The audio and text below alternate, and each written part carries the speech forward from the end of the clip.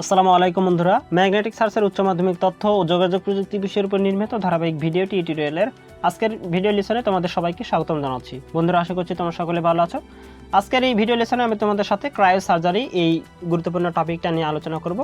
আমি আমাদের যে ভিডিও ক্লাসগুলোর প্রথম ভিডিওতে আমি কিন্তু বলেছিলাম যে অর্থাৎ আমাদের যে একটা ইন্ট্রোডাক্টরি ভিডিও ছিল, সেই ইন্ট্রোডাক্টরি ভিডিওতে আমি কিন্তু বলেছিলাম যে ক্রায়োসার্জারি আমাদের জন্য খুবই গুরুত্বপূর্ণ একটা টপিক। তার কারণ এই ক্রায়োসার্জারি থেকে আমাদেরকে জ্ঞান, অনুধাবন, প্রয়োগ, উচ্চতর দক্ষতা অর্থাৎ সবগুলো ক্যাটাগরিরই কোশ্চেন করা যায় এই ক্রায়োসার্জারি থেকে।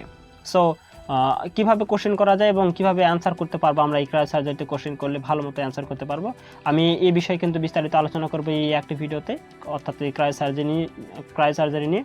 সো ভিডিওটি বেশ ইন্টারেস্টিং হতে চলেছে। ভিডিওটি শেষ পর্যন্ত দেখার জন্য সবাইকে আমন্ত্রণ জানাচ্ছি। চলো শুরু করা যাক। আমি তোমাদেরকে অ্যাকচুয়ালি এই ক্রায়োসার্জারিটা কি এটা একটু বাহ্যিকভাবে তোমাদেরকে বুঝিয়ে দিই। দেখো, বা ক্রায়োসার্জারি করাটার মূল উদ্দেশ্যটা কি আমি এটা একটু বলে নিই। দেখো, আমাদের শরীরে কিছু নরম কোষ আছে, বা বলতে পারো যে ত্বকই কিন্তু নরম কোষ। সো ত্বকের যদি কোনো ক্ষতি হয়, অর্থাৎ দেখো যে কারো আঁচিল হয়, মেস্তা হয়, বা ত্বকের ছোট ছোট টিউমার যদি দেখা দেয় বা তিল দেখা দেয়, তবে এ ধরনের চিকিৎসা করার জন্য ক্রায়োসার্জারি এই পদ্ধতিটা ব্যবহার করা হয়। এই ক্রায়োসার্জারি পদ্ধতিটা হলো যে বরফ শীতল তাপমাত্রায় অর্থাৎ শীতলীকরণ একটা পদ্ধতি ব্যবহার করা হচ্ছে। অর্থাৎ ত্বক যেহেতু এই ক্ষতিগ্রস্ত অবস্থানে পড়েছে, সো ত্বকের ক্ষতিটা রোধের জন্য যে অপারেশনটা করা হবে, অর্থাৎ এখানে মনে করে যে কিছু বরফের টুকরো ইউজ করা হবে, করে সেই ক্ষতিগ্রস্ত কোষটাকে সারিয়ে তোলার চেষ্টা করা হবে। এটা হচ্ছে যে ক্রায়োসার্জারি। আমি বাহ্যিকভাবে তোমাদেরকে এটা বললাম। তো ক্রায়োসার্জারিটা একটু আমাদের সংজ্ঞায় কীভাবে আছে দেখো, এটা খুব সহজেই যে খুব শীতলকরণ তরল পদার্থ প্রয়োগের মাধ্যমে শরীরের অসুস্থ বা অস্বাভাবিক কোষ বা টিস্যুকে ধ্বংস করার চিকিৎসা পদ্ধতিকে ক্রায়োসার্জারি বলে। সো আমি আশা করছি তোমরা বুঝতে পেরেছ। তো ক্রায়োসার্জারি অর্থাৎ এই পদ্ধতিটা কৌশলটা আমি এখন তোমাদেরকে বুঝিয়ে দেবো। দেখো, ক্রায়োসার্জারি কৌশল বা ক্রায়োসার্জারি, দেখো মূলত বরফ শীতল তাপমাত্রায় কোষকলা ধ্বংস করার ক্ষমতাকে ক্রায়োসার্জারি কাজে লাগানো হয়। ঠিক আছে, এক্ষেত্রে অত্যন্ত শীতল তাপমাত্রায় কোষকলার অভ্যন্তরে বলের আকৃতি বিশিষ্ট ছোট ছোট বরফের ক্রিস্টাল তৈরি হয়ে আক্রান্ত কোষগুলোকে ধ্বংস করে ফেলে। এ যন্ত্রে সাধারণত শীতলকারী হিসেবে তরল নাইট্রোজেন অথবা আর্গন গ্যাস ব্যবহার করা হয়। শরীরের বাইরের দিকে অবস্থিত অঙ্গের ক্ষেত্রে অত্যন্ত শীতল এ পদার্থ আক্রান্ত স্থানে কোষকলার উপর তুলা জড়ানো শলাকা বা স্প্রে করার কোনো যন্ত্রের সাহায্যে সরাসরি প্রয়োগ করা হয়।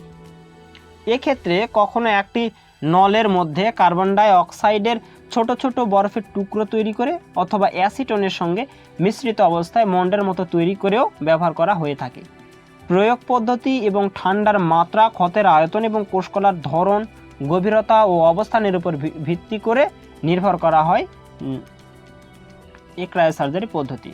তো ক্রায়োসার্জারি পদ্ধতি দেখো, ত্বকের ছোট ছোট টিউমার, তিল, আঁচিল, মেস্তা, ত্বকের ক্যান্সার, মস্তিষ্কের ক্যান্সার বা টিউমার, চোখের ছানি, প্রসূতির সমস্যায় ক্রায়োসার্জারি প্রযুক্তি সাফল্যজনকভাবে লক্ষণীয়। বিভিন্ন ক্যান্সার সমস্যায়ও এই ক্রায়োসার্জারিকে কাজে লাগানো যায়, আমরা কিন্তু বলতে পারি। সো দেখো, আমাদের উদ্দীপকে এরকম হতে পারে যে মনে করো তোমার ফ্রেন্ড বা তোমার বন্ধু রবিনে মনে করো যে ব্রেন ক্যান্সার আক্রান্ত হয়েছে। মনে করো তোমার বন্ধু রবিন ব্রেন ক্যান্সার আক্রান্ত হয়েছে, তার ক্যান্সার নিরাময়ের জন্য শীতল আর্গন গ্যাস ব্যবহার করার চিকিৎসা পদ্ধতি গ্রহণ করা হয়েছে। তো উদ্দীপকে যে চিকিৎসা পদ্ধতি নিয়ে আলোচনা করা হয়েছে, এটা থেকে তোমাদেরকে যদি আমি বলি যে অনুধাবন, বলতে পারো যে অনুধাবনমূলক কোশ্চেন আসতে পারে যে ক্রায়োসার্জারি বলতে কি বোঝো, এভাবে কিন্তু তোমাদেরকে বলতে পারে।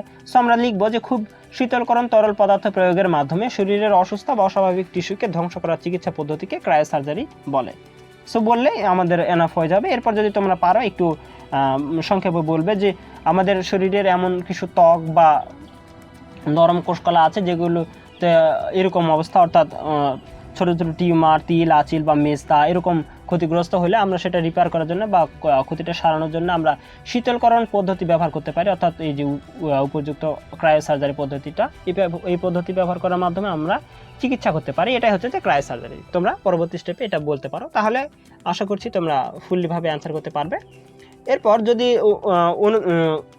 এছাড়াও যদি প্রয়োগ উচ্চতর দক্ষতার কোশ্চেনগুলোতে তোমাদেরকে যদি কোশ্চেন করে যে উদ্দীপকে যে চিকিৎসা পদ্ধতির কথা বলা হয়েছে, এই চিকিৎসা পদ্ধতি তোমরা এই কৌশলটা ব্যাখ্যা করো। সো আমি কিন্তু তোমাদেরকে মূল কৌশলটা বলে দিয়েছি, তোমরা এই কৌশলটা একটু নোট করে নিও। আমাদের বইতে বিভিন্নভাবে আছে বা অন্যান্য নোট বই থেকেও তোমরা কালেক্ট করতে পারো। তো আমি যেহেতু তোমাদের জন্য একটা ফ্রেশ বা একটা খুব ভালোভাবে একটা নোট করার চেষ্টা করছি, যে যেটা না দিলে নয়, এবং এটা কিন্তু মনে থাকারও একটা পসিবিলিটি তোমাদের বেড়ে যাবে, কারণ এখানে শুধুমাত্র গুরুত্বপূর্ণ টপিকটাই কিন্তু আমি তোমাদেরকে নোট করে দিয়েছি। যে দেখো, যে মূলত বরফ শীতল তাপমাত্রায় কোষকলা ধ্বংস করার ক্ষমতায় ক্রায়োসার্জারিকে কাজে লাগানো হয়।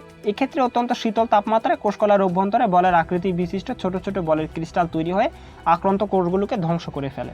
এ যন্ত্রে সাধারণত শীতলকারী হিসেবে তরল নাইট্রোজেন অথবা আর্গন গ্যাস ব্যবহার করা হয়। শরীরের বাইরের দিকে অবস্থিত অঙ্গের ক্ষেত্রে অত্যন্ত শীতল পদার্থ আক্রান্ত স্থানে কোষকলার উপর তুলা জড়ানো শলাকা বা স্প্রে করার কোনো যন্ত্রের সাহায্যে সরাসরি প্রয়োগ করা হয়। এক্ষেত্রে কখনো একটি নলের মধ্যে কার্বন ডাইঅক্সাইডের ছোট ছোট টুকরো ব্যবহার করে অথবা অ্যাসিটোনের সাথে মিশ্রিত অবস্থায় মন্ডের মতো তৈরি করেও এই পদ্ধতি ব্যবহার করা হয়ে থাকে। প্রয়োগ পদ্ধতি এবং ঠান্ডার মাত্রা এবং ক্ষতের আয়তন, কোষকলার ধরন ও গভীরতা অবস্থার উপর নির্ভর করে এই পদ্ধতিটা নির্ভর করা হয়। সো এই পদ্ধতিটা কিন্তু খুবই ইজি। এখানে জাস্ট দেখো যে আর্গন গ্যাস ব্যবহার করা হচ্ছে, এখানে একটা স্প্রে করার মাধ্যমে আর্গন গ্যাস প্রয়োগ করা হচ্ছে, এবং এর মাধ্যমে মূল উদ্দেশ্যটা হচ্ছে যে শীতল করা হবে, যে জায়গায় অপারেশনটা করা হবে বা রিপেয়ার করার চেষ্টা করা হবে, এখানে অ্যাকচুয়ালি যে শীতল করে নেওয়া হবে।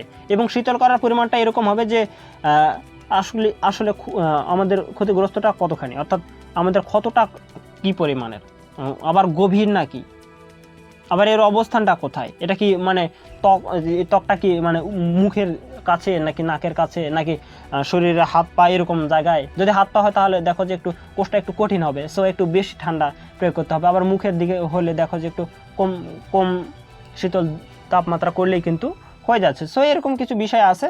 তো সে যাই হোক, আমি আশা করছি যে তোমাদের এই ক্রায়োসার্জারির ব্যাপারটা তোমরা ভালোভাবে বুঝতে পেরেছো। তোমরা এই যে আমি তোমাদেরকে একটা নোট আকারে তোমাদেরকে একটা প্যারা করে বা একটা অনুচ্ছেদ করে তোমাদেরকে দিলাম, তোমরা এই জিনিসটা একটু পড়ে একটু মনে রাখার চেষ্টা করো, তাহলে তোমাদেরকে যেভাবে কোশ্চেন করা হোক তোমরা অ্যান্সার করতে পারবে। আর আমি আশা করছি যে তোমাদের এই ক্রায়োসার্জারির ব্যাপার নিয়ে আর কোনো দ্বিধা নেই। সো এছাড়াও যদি কারো বুঝতে অসুবিধা হয়ে থাকে আমাকে কমেন্টে জানিও। তো আজ এ পর্যন্ত, ধন্যবাদ সবাইকে।